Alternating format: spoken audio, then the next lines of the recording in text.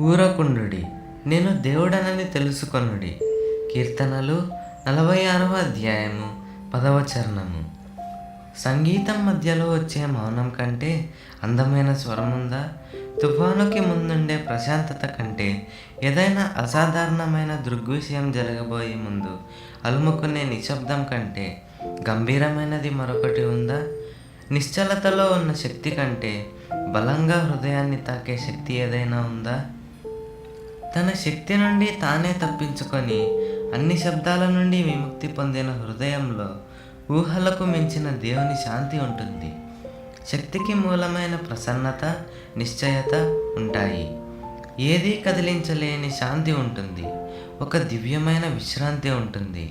ప్రపంచం అలాంటి విశ్రాంతిని ఇవ్వలేదు, తీసుకోనూ లేదు. ఆత్మ లోతుల్లో ఎక్కడో ఒక చిన్న గది ఉంది.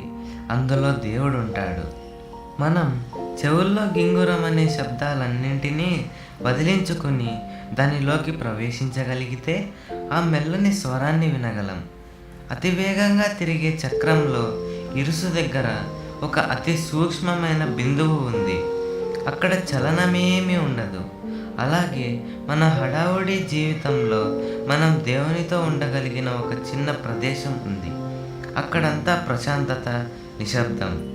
దేవుణ్ణి తెలుసుకోవడానికి ఒకటే మార్గం ఉంది. మౌనంగా ఉండి తెలుసుకోవాలి.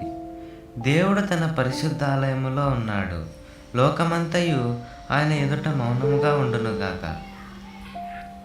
ప్రేమ స్వరూపి అయిన తండ్రి, చాలాసార్లు మేము నక్షత్రాలు లేని చీకటి రాత్రిళ్లలో నడిచాము. చుక్కల వెలుగు, సూర్యకాంతి, వెన్నెల మాకు సరిపడేది కాదు. చిమ్మ చీకటి మరిక ఎన్నడూ తొలగిపోదేమోనన్నంత చిక్కగా మా మీద పరుచుకుంది. ఆ చీకటిలో పగిలిన మా హృదయాలను బాగు చేసే స్వరమేది వినిపించేది కాదు.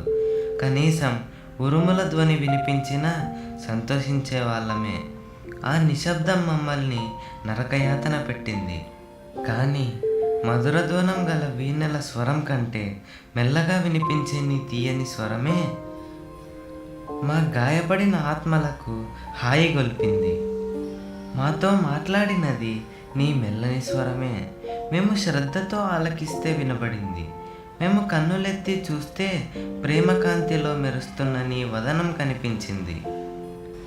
నీ స్వరాన్ని విని నీ ముఖాన్ని చూసినప్పుడు ఎండిన చెట్టుకు వర్షపు దారలు జీవాన్నిచ్చినట్టుగా మా ఆత్మలు సేదదీరాయి.